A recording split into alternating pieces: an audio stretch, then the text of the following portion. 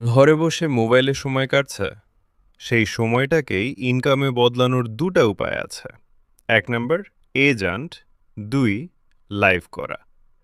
কিছু কল আসলেই high, hello এই পর্যন্ত কোনো খারাপ কিছু করতে হবে না। প্রতিদিন টাকা ইনকাম করতে পারবেন।